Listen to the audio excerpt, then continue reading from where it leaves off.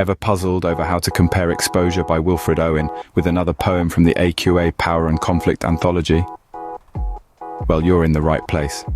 Today we're diving into the art of comparison, using Exposure and another poem from the Anthology as our subjects. We'll break down the process into clear, manageable steps, exploring themes, keywords, and even the structure of your answer. By the end of this video, you will be equipped with the skills to compare poems effectively. First, we delve into Owen's Exposure. This poignant piece of literature paints a vivid picture of the chilling horrors of war and the relentless suffering of soldiers. The title itself, Exposure, signifies the soldiers' vulnerability against not just the enemy but the harsh weather and their own mental torment as well. Owen describes this with the line, "Our brains ache in the merciless iced east winds that knife us." Here, the merciless iced east winds symbolizes the cold, cruel reality of war, while knife us implies a brutal, painful assault on their senses and sanity. The poem is replete with such powerful imagery and raw emotions, making the reader empathize with the soldier's plight. Furthermore, words like aching, merciless, and knife evoke a sense of dread, emphasizing the inhumane conditions the soldiers are subjected to. Understanding Exposure is our first step. Now let's move on to the second poem. Now, we turn our attention to the second poem.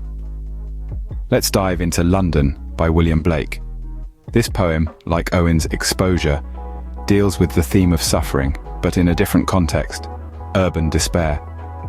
Blake exposes the grim reality of 18th century London characterized by repression and desolation.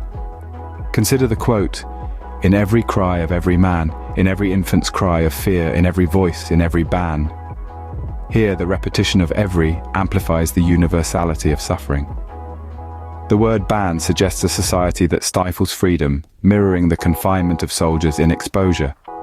Another notable quote is, "And the hapless soldier's sigh runs in blood down palace walls." The hapless soldier could be a nod to the soldiers in Exposure. The imagery of blood down palace walls evokes a sense of revolt, a stark contrast to the passive suffering in Exposure. With both poems analyzed, we can now begin our comparison. What's next? A comparison. Let's delve into how you can weave together your understanding of the two poems to create a cohesive comparison, a skill that will boost your marks significantly. Start by identifying shared themes and contrasting perspectives.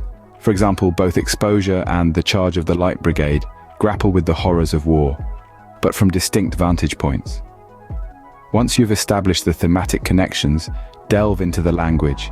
Highlight the poet's choice of words, metaphors, and imagery, and how these elements evoke specific emotions. For instance, Owen's use of personification in Exposure contrasts with Tennyson's rhythmic narrative style in The Charge of the Light Brigade. Finally, compare the structure of the poems. Owen's fragmented verse mirrors the disjointed experience of war, whereas Tennyson's rhythmic structure embodies the relentless march of soldiers into battle. This comparison method can be applied to any pair of poems. Let's take a moment to reflect on what we've learnt.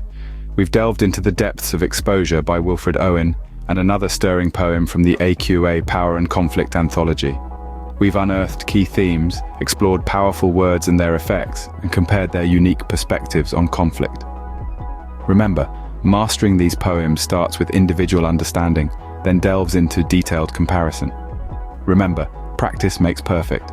So keep comparing, keep analyzing, and stay curious. Don't forget to like, share, and subscribe for more helpful videos like this one.